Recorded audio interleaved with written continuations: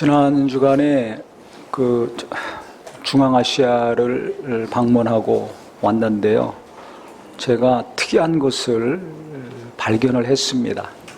그게 뭐냐면 그 중앙아시아의 네 선교사님을 만났는데 저도 처음 보고 그분들도 저를 처음 보는 거예요. 알지 못하는 관계입니다. 3년 전에 제가 그 침례교 해외 선교 그 FMB라고 하는데요. 거기 가가지고 회장, 총무님 만나가지고 몇 시간 얘기를 했어요. 그래서 추천을 해달라.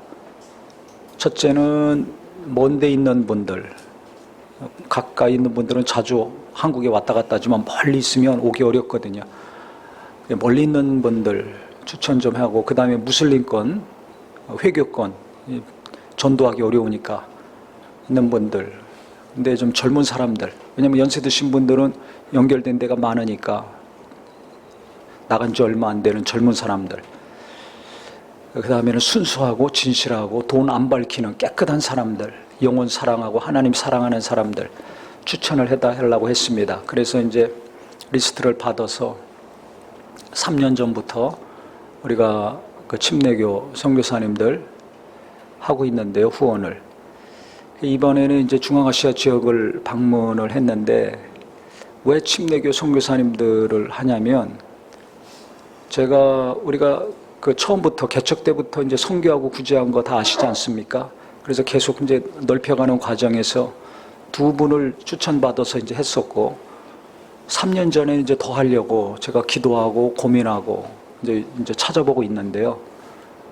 그 침례교 해외 선교사 선교 관련돼서 리더되는 분들이 포럼을 한 것을 제가 보게 됐습니다. 근데 그 중에 어떤 한 분이 이야기하는데 뭐라고 얘기했냐면, 침례교 선교사들이 제일 타락하지 않고 일 잘하고 있다. 순수하고 깨끗하게 일을 잘하고 있다. 왜 그러냐? 돈이 없어가지고. 침례교는 교세가 대단히 작습니다. 아시다시피 큰 교회도 별로 없고요. 있더라도 한 50명 넘으면 큰 교회예요. 자립교회입니다. 50명 이상 되는 교회가 드뭅니다. 100명 넘어가면 좀 큰 교회에 속합니다. 장로교는 큰 교회들이 많잖아요. 그냥 후원도 많이 하고, 선교사님들이 후원 많이 하니까 이 사고 나는 경우도 많아요. 일 잘하는 분도 많지만 큰 일들 많이 하죠.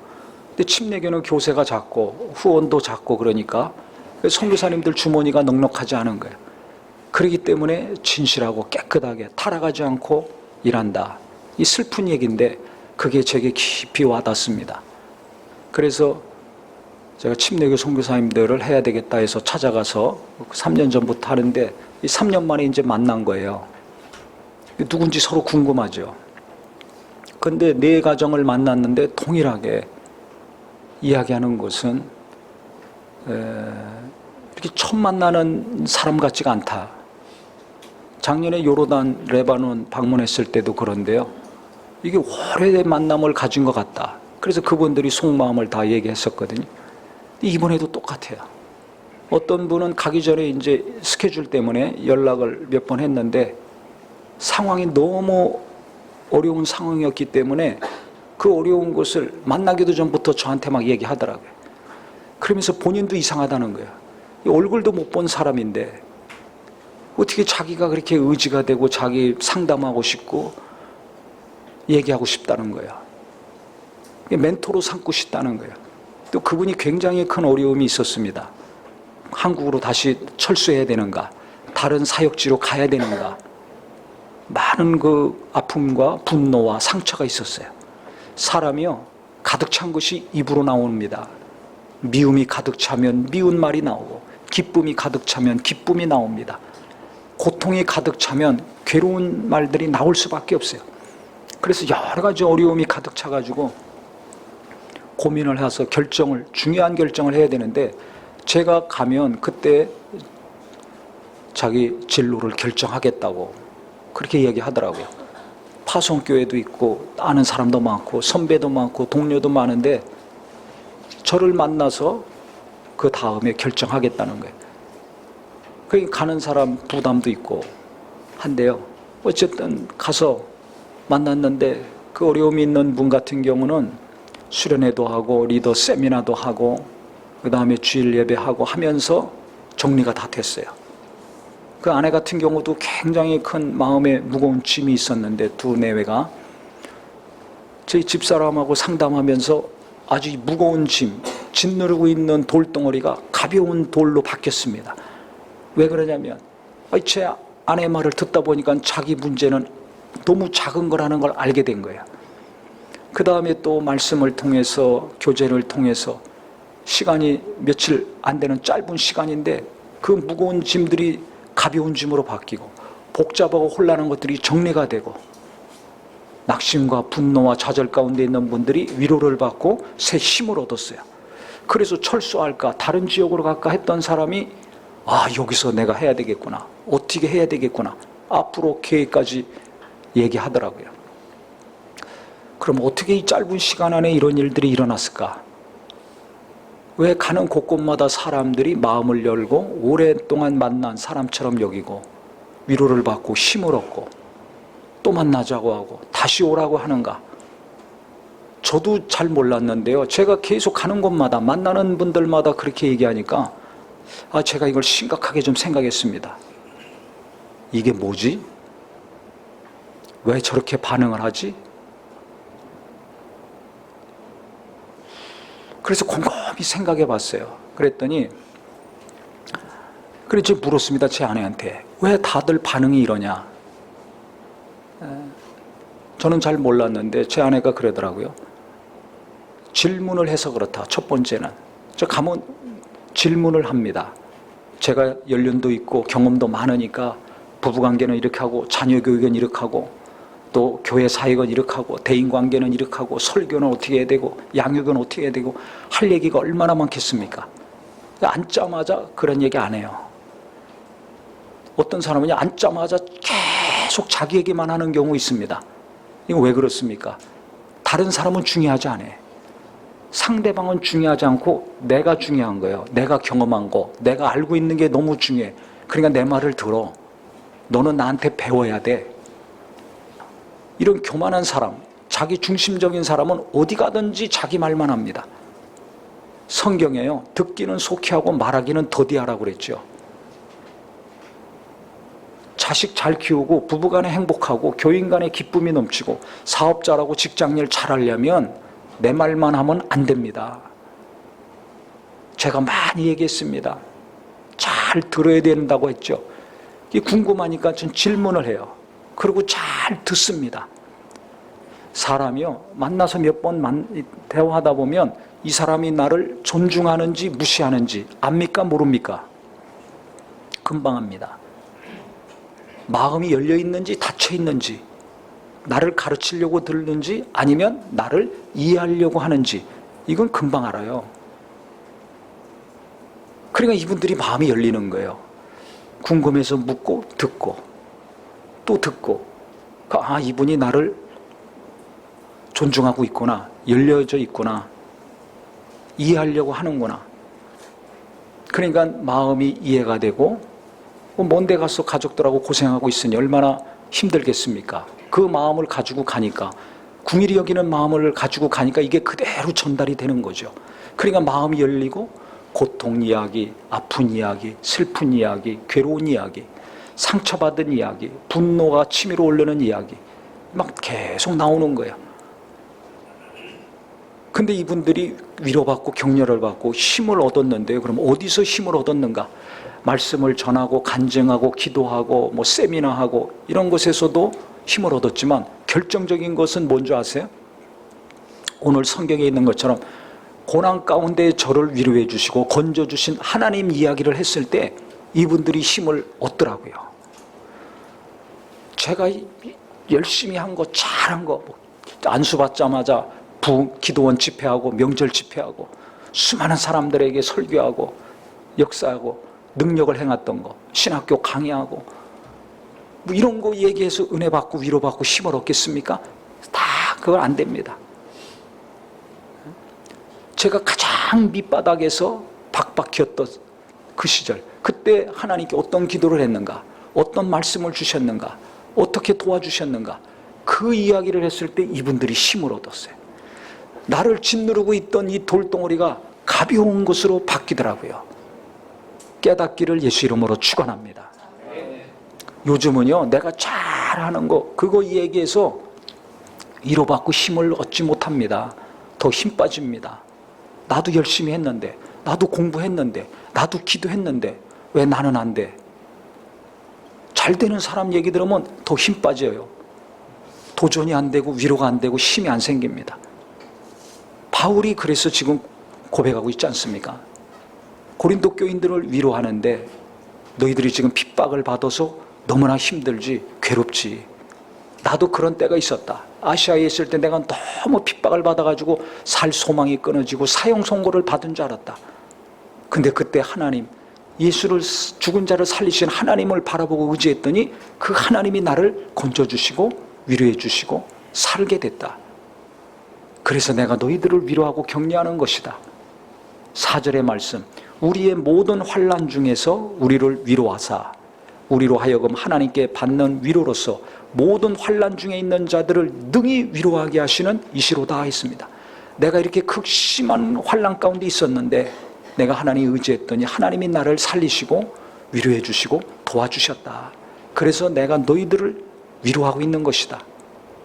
그 위로가 너희를 또 살릴 것이다. 하나님, 내가 하나님 바라보고 의지한 것처럼 너희들도 하나님만 바라보고 의지한다면 하나님이 위로해 주시고 건져 주실 것이다. 앞으로도 건져 주실 것이다. 이 이야기를 하는 겁니다. 바울이 가시가 있어서 육체의 고통이 있어서 간절히 기도했는데 해결받지 못했잖아요. 그때 하나님이 뭐라고 말씀하셨습니까? 내 은혜가 내게 족하도다. 네가 약할 때 내 은혜가 네 안에서 완전하게 된다. 그래서 네가 강해지는 것이다. 이것을 깨닫고 그가 자기 약함을 자랑했잖아요.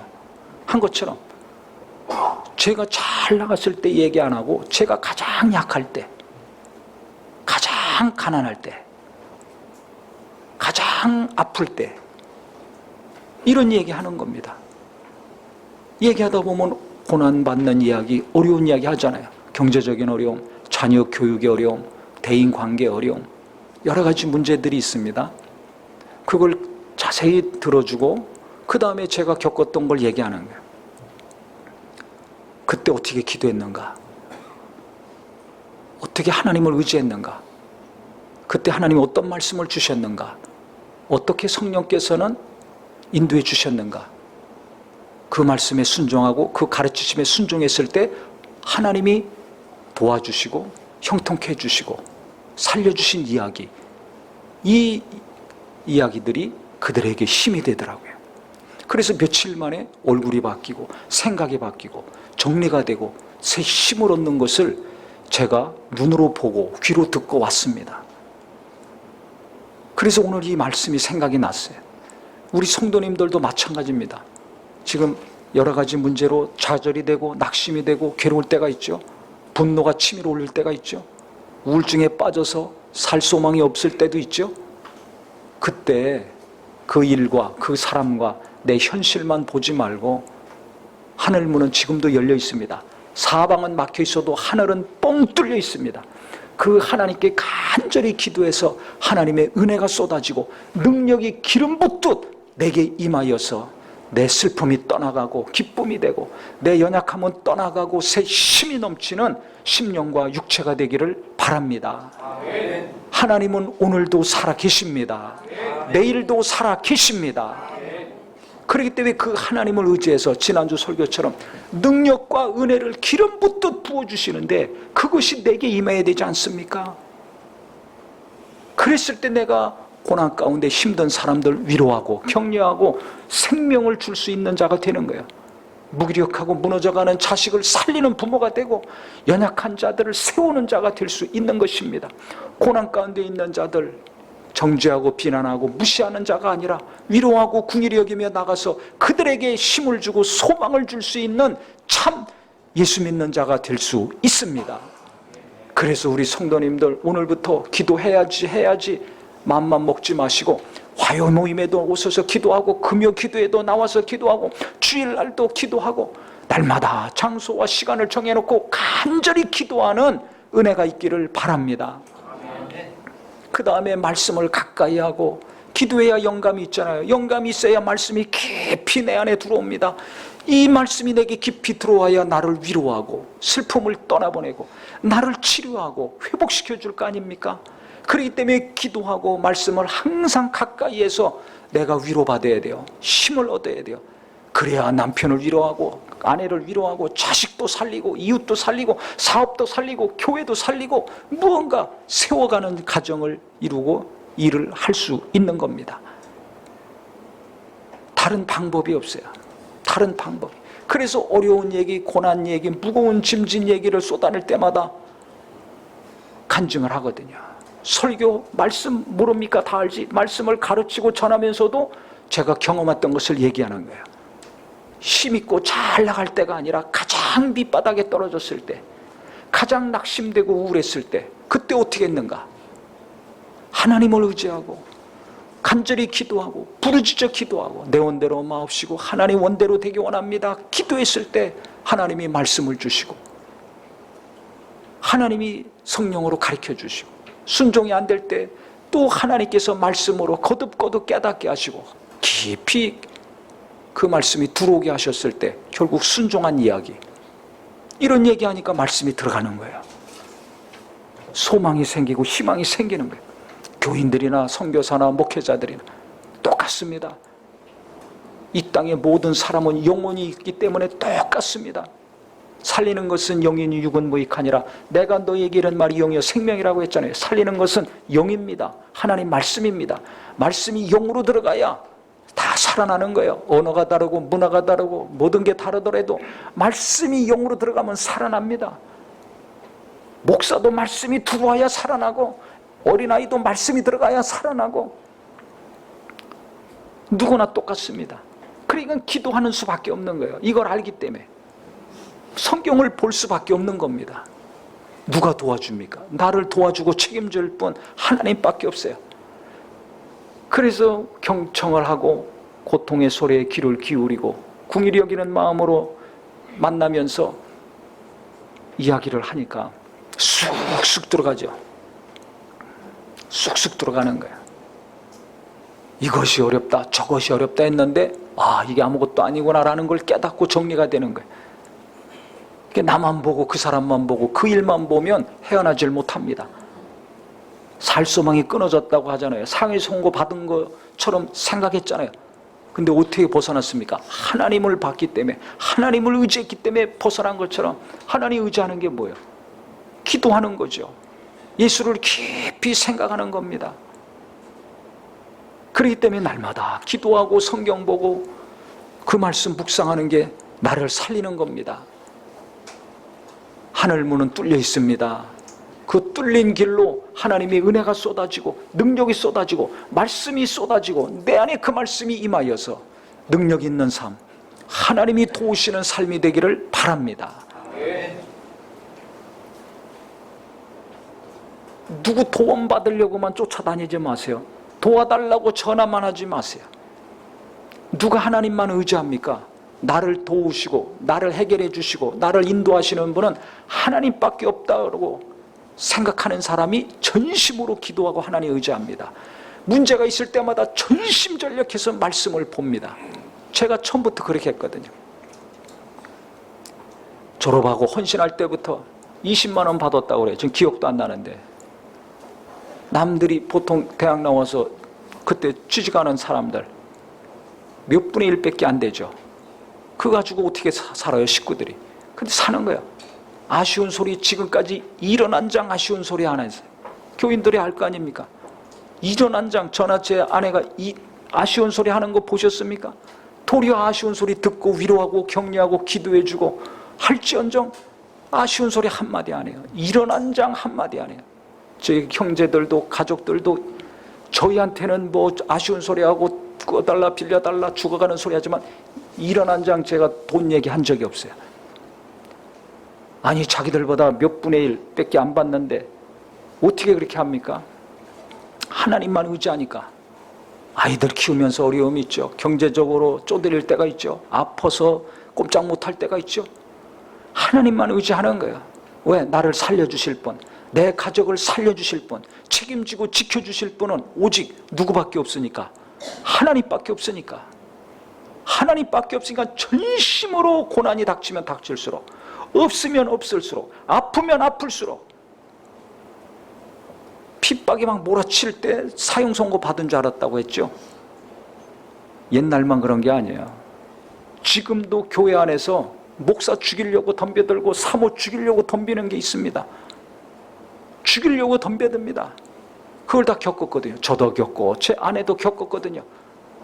그때 어떻게 기도했는가? 하나님만이 하실 수 있잖아요.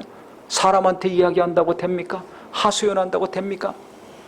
전심으로 하나님만 의지하는 겁니다. 하나님만 의지하는 겁니다. 집중적으로 기도합니다.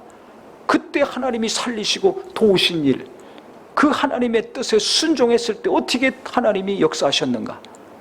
그런 얘기 들으니까 목사 때문에 괴롭고 힘든 사람들이 살아나는 거예요. 이 이야기가 바울의 이야기, 또 목사님의 이야기가 아니라 우리 모든 내 이야기가 되기를 예수 이름으로 축원합니다. 그래서 우리 성도님들 어렵고 힘들고 지칠 때 많습니다. 왜 나는 부모가 도움이 안 되나? 왜 남편은 저 모양 저 꼴인가? 왜 우리 아내는 기도 안 하고 있는가? 왜 우리 자식들은 맨날 저렇게 헤매고 있는가? 왜 나는 금수저로 태어나지 못했을까? 왜 나는 머리가 그렇게 똑똑하지 못할까? 좌절하고 낙심만 하지 마시고, 미련하니까 기도하고, 흐느적거리니까 기도하고, 없으니까 하나님께 또 간절히 기도하며 말씀을 가까이 해보세요. 하나님은 반드시 바울만 건져주시고, 이 사람 건져주시고, 저 사람만 건져주신 것이 아니라 나를 건져주시고, 나를 위로해 주시고, 내게 새 힘을 주시고 형통함을 맛보게 해 주실 것입니다. 그 경험이 있을 때 자식들을 위로하고 세울 수 있는 부모가 되는 거예요. 그 경험이 있을 때 연약한 성도들을 위로하고 격려하고 힘있게 할 수 있는 우리 모두가 될 수 있습니다. 이게 중요한 겁니다. 그래서 힘없는 사람들, 못하는 사람들, 부족한 사람들 무시하고 정죄하고 함부로 대하고 말하지 마시고요. 주님이 우리를 불쌍히 여기신 것처럼, 지금도 내일도 불쌍히 여기시는 것처럼 모자란 사람, 약한 사람, 이 사람들 불쌍히 여기고 긍휼히 여겨서 위로하고 격려하는 발걸음과 입술이 되기를 바랍니다. 내가 잘하는 거, 내게 있는 거, 남들은 못하고 나는 하는 거, 그거 자꾸 얘기하고 하지 마시고요. 내가 그 사람처럼 아플 때 하나님께 어떻게 했는가? 그때 하나님이 어떤 위로를 주시고 어떤 말씀을 주셨는가? 은혜 받은 얘기, 위로받은 이야기 많이 하시기 바랍니다. 이게 겸손한 사람이에요. 이게 주님이 기뻐하시는 사람, 원하시는 사람입니다. 내가 없었을 때, 하나님 의지했을 때, 그때 하나님이 어떻게 도우셨는가? 그 얘기했을 때 은혜가 넘치는 겁니다. 위로를 받습니다. 사업에 부도가 나고 망한 사람, 망한 사람이 망하는 사람의 심령을 알 수 있습니다. 그러니까 그 사람들 도와주는 거예요. 아픈 사람이 아팠을 때의 심정을 알 수 있어요. 그러니까 아픈 사람들 위로하고 격려하고 소망을 줄 수 있는 겁니다. 남편 때문에, 아내 때문에, 자식 때문에 속을 박박 썩어본 사람, 그때 그 아픈 마음으로 하나님께 기도했을 때 어떤 위로를 주시고 어떤 말씀을 주셨는가? 그 위로 받은 사람이 가족 때문에 속 썩고 사람 때문에 낙심하고 괴로워하는 자들 위로하고 공감하고 소망과 생명을 줄 수 있는 것입니다.